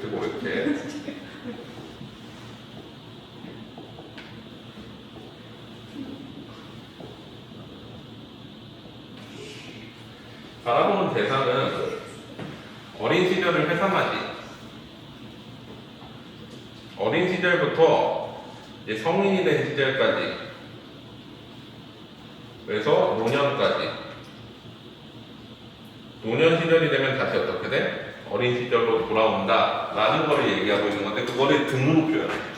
자, 처음에는 램프 밑에서 자랐고 어린 시절은 이꼴 램프였어. 그러다가 나이가 좀 드니까 어디에서? 칸델라불 밑에서 자랐고 그러다가 그 다음에는 어디에서 자라? 전등불 밑에서 자랐고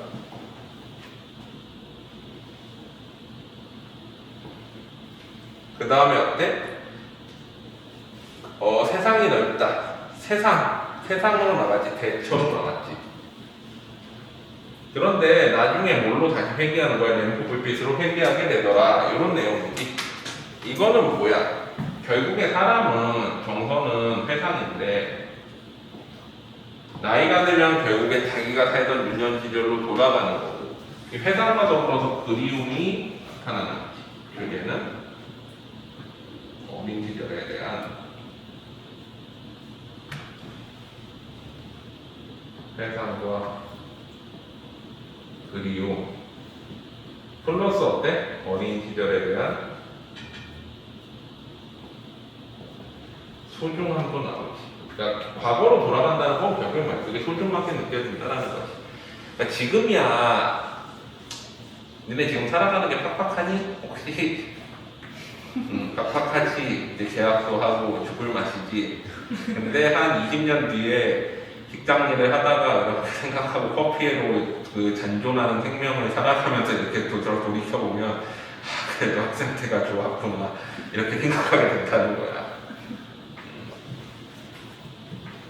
자, 그래서 보면 어려서 나는 램프불 밑에서 자랐는데 밤중에 눈을 뜨고 내가 보는 것은 재봉틀을 돌리는 젊은 어머니와 실을 감는 주름진 할머니 손이었대. 어린 시절을 떠올려. 나는 그것이 세상이 전부라고 믿었는데 그 시대가 어때? 오히려 좋았을 거라는 거지. 행복했을 거라는 거야. 조금 자라서는 칸델라불 밑에서 놀았고 가끔 칠흑 같은 어둠, 지익지익 소리나는 새파란 불꽃을 뿜는 불은 주정하는 험상궂은 궁정족들, 금광에서 일하는 사람들과 샘이 누른다고 몰려와 생떼를 쓰는 그 아내들의 모습만 도둠새겼다. 소년 시절은 또 전등불 밑에서 보냈는데 가설극형의 화려한 간판과 가게방의 휘황한 불빛을 보면서 나는 세상이 넓다고 알았다. 그리고 나는 대처로 나와가지고 여기저기 떠돌아다니고 먼 세상도 가고 많은 것을 보고 많은 것을 들고 하지만 시상 변환이지. 멀리 다닐수록 나는 어때? 고향이 그립고 어린 시절이 그립고 이렇게 됐다는 거지. 그래서 많이 보고 들을수록 이상하게 내 시야는 차츰 좁아져서 내 망막에는 마침내 재봉틀을 돌리는 젊은 어머니와 실을 감는 주름진 할머니 과거 어린 시절의 모습이 실루엣으로 남았다. 내게는 다시 이것이 세상의 전부가 되었다는 거, 그게 소중했다라고 깨닫게 되고 또 그거에 대한 그리움을 나타내는 상황인 거지. 됐니? 자, 다음 4개 남았다. 자, 우리 동네 느티나무들인데 사람이겠지. 나무만 나오면 사람, 뭐만 나와도 사람. 그러니까 사람에 대해서 쓰고 싶은데 이게 신경이 뭐 소재가 없을 것 같지 않아? 뭐 다 썼는데 나무에 대해서 쓰고 산에 대해서 쓰고 뭐 자연은 다 갖다 썼는데 나중에 뭐에 대해서 쓰려나? 어쨌거나 인간에 대해서 쓰고 싶을 텐데. 자, 우리 동네 느티나무들이래. 화자는 우리지. 애매해. 느티나무를 바라보고 있겠지. 바라보는 대상 우리 동네. 근데 느티나무도 아니야. 느티나무 이제는 들 하면 뭐야? 공동체지. 자, 공동체에 대해서 뭔가 긍정적 인식을 가지고 소중하다라고 생각을 하고 있겠지. 뭔가. 자, 보자. 탄비탈이지. 돌밭에 절로 자라서 저희들끼리 자라면서 제재발 버리고 떠들어 쌓고 옆이 의인화돼 있지. 의인화해가지고 친근감을 나타내고.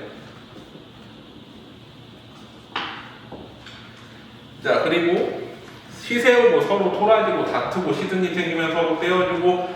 자, 이건 뭐야? 느리다무 우리 동네 느티나무들은 싸우기도 하고 서로 어때? 연민하기도 하고 연대하기도 하고 협력하기도 하고 하면서 살아간다는 거지. 이걸 뭐야? 결국엔 인간이잖아. 자, 끌어안기도 하고 기대기도 하고 이렇게 저희들끼리 자라나서는 늙으면 동무나무 썩은 가지랑 슬쩍 달라지기도 하고 세월의 봄꽃은 터진 상처는 서로 긴 혀로 핥아주기도 하다가 그렇게 서로 연민을 느끼다가 열매보다 아름다운 이야기 머리와 다리와 어깨와 다리에 가지와 줄기에 주렁주렁 달았다가는 열매보다 아름다운 이야기라는 건 결국에는 열매 있고 이야기인 거고 이건 어떤 결실인 거지. 어떤 결실을 이루고 별 많은 밤 골라 그것들을 하나하나 떼어 온 고울에 뿌리는 이거는 뭐야? 어떤 이러한 결실들을 또 어떻게 공유하는 이 공유한다는 건 결국엔 또 뭐야? 공동체의 삶을 의미하는 거지. 우리 동네 늙은 느티나무들 정서 긍정적 인식이지. 예찬. 자, 그러면 이 느티나무들은 어떤 삶을 살고 있어? 공동체적인 삶을 살고 있지. 공동체적 삶에 대한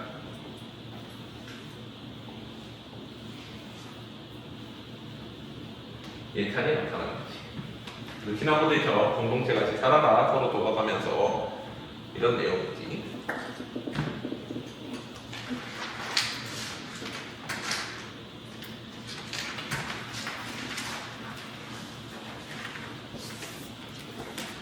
다음 276페이지.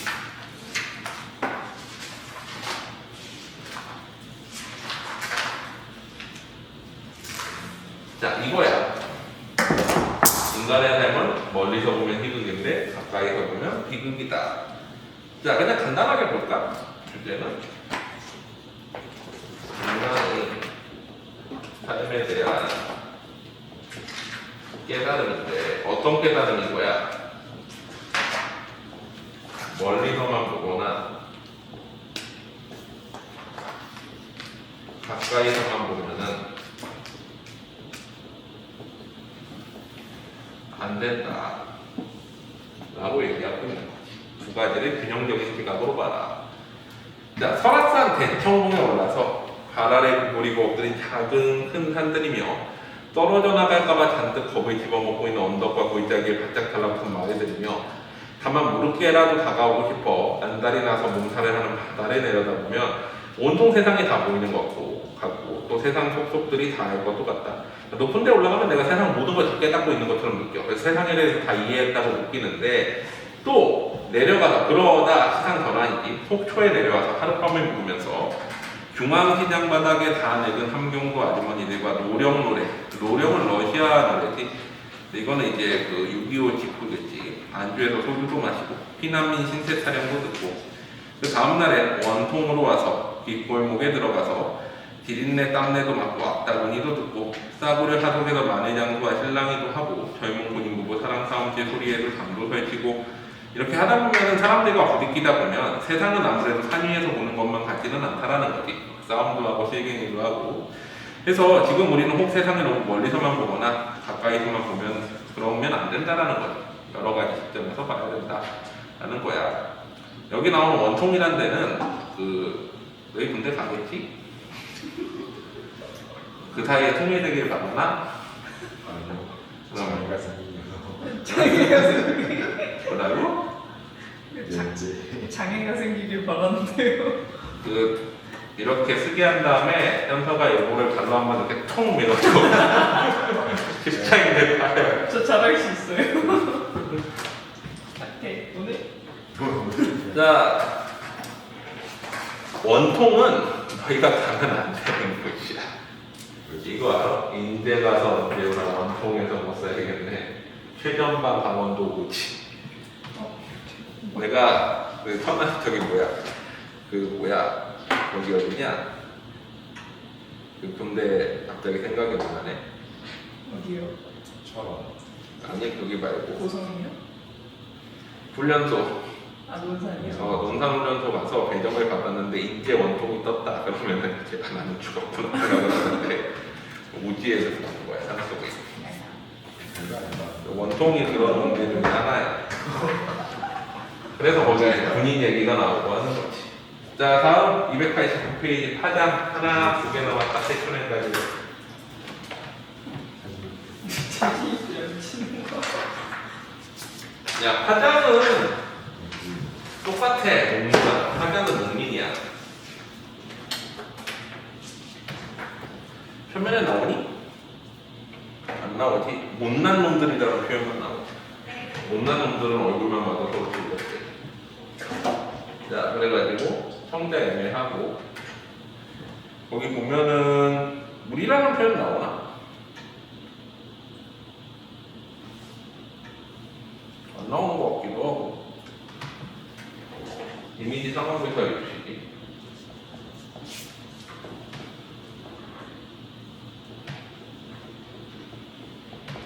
바라보는 현실은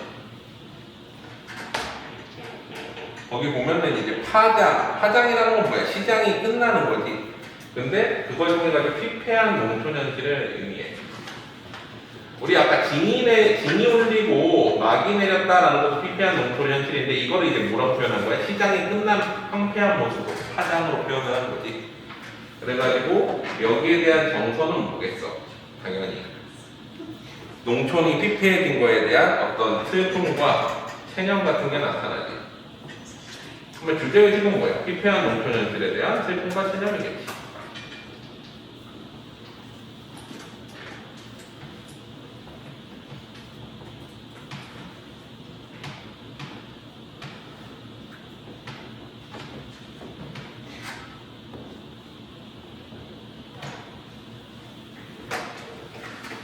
자, 그래서 내용을 보면 못난 놈들은 서로 얼굴만 봐도 흥겹다. 서로 못난 놈이라고 하는 거지. 자기 자신에 대해서 친근감과 공동체 의식이 나타나지. 이발소 앞에 서서 참외를 깎고 목로에 앉아 머리를 들이키며 모두들 한결같은 친구 같은 얼굴들. 호남의 가뭄 얘기, 조합의 빈 얘기, 힘겨운 삶의 얘기들이지. 약장난 기타 소리에 발장단에 치다 보면 왜 이렇게 자꾸만 서울이 그리워지나 무슨 뜻이야. 차라리 서울로 가서 살고 싶다는 거지. 이제 농촌이 살기 힘들어서. 어디를 들어가 섰다라도 버릴까? 섰다 뭐야? 섰다. 도박할 때 쓰는 화투 가지고 도박하는 거지. 섰다, 짓고땡 소리 짓고땡 같은 거. 자, 주머니를 털어 섹시집에라도 갈까? 유흥이라도 즐길까? 그러다가 돈이 없어서 학교 마당에 들고서 소주에 오징어를 찢다가 어느새 긴 여름 해도 저물어서 고무시한 한 켤레 혹은 조기 한 마리 들고 가난한 거지. 다리 비치는 마차길에 절뚝인다라는 거는 뭐야? 뭔가 이제 농촌의 현실이 이제 어때? 이제 장애가 있다라는 거지. 뭔가 현실 정상적이지 않은 거야. 절뚝이면 군대에 안 갈 수 있어. 절뚝이는 파장. 그래서 피폐해진 농촌을 파장이라고 표현을 한 거지. 자, 마지막 해촌의 292페이지. 해촌에 간 거지. 파장은 해촌에 찾아간 나야. 해촌. 황폐화된 마을이지. 이건 농촌은 아니고 이 해촌은 광산마을이야. 탄광마을. 형제 따로 없고 독백치고 있지. 근데 사실은 독백치라기보다는 좀 이미지 상황물사에 가까워. 나가 나오긴 하는데 거의 이제 상황물사를 들고 가가지고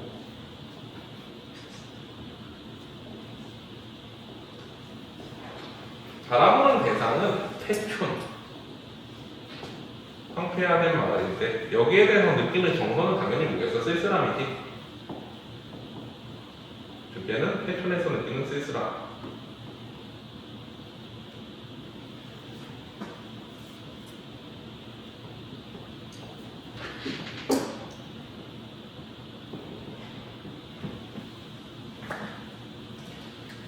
자, 그래서 떨어져 나간 대문짝이 앞마당에 복사꽃이 빨갛다. 떨어져 나간 대문짝은 피폐화된 모습인데 복사꽃이 빨갛다라는 건 어때? 그거와 대비되는 인간과 자연의 대비지. 그래서 더 어떻게 부각돼? 인간의 피폐함이 더 부각되는 거야. 또 복사꽃은 빨간데 가마솥이 그냥 걸려있고 뻘겋게 녹이 슬었대. 그럼 어때? 이 빨갛다와 뻘겋다도 대비를 돼서 이 자연은 아름다운데 인간의 어떤 그 집회가는 더 황폐하다라는 걸 부각하는 거지. 자, 잡초가 우거진 부엌 바닥에 아무렇게나 버려진 가계부에는 콩나물밥과 친정어머니한테 쓰다만 편지, 생활의 흔적이 그대로 남아있어서 쓸쓸하지. 뭔가 이제 그 빈집이 아무것도 없으면 더 쓸쓸해. 근데 뭔가 이게 생활의 흔적들이 막 남아있으면 더 쓸쓸하잖아, 그걸 보면. 빈집 서너 집 더듬다가 폐광 올라가는 길에서 누구를 만나? 한 늙은이를 만났어. 여기 이제 오랫동안 살던 이렇게 아이는 늙은이를 만나서 동무들 소식을 물었지. 누구누구는 어디 살아요? 그랬더니 다 이사 갔어. 그러면서 이제 서울에서 내가 사는 데에서 멀지 않은 산동네 이름 두어 곳이 된다. 다 어떻게 됐겠어? 도시 노동자가 됐겠지. 상황이 이제 문을 닫으면서 피폐한 현실. 쓸쓸함을 나타낸 그런 시야. 됐지?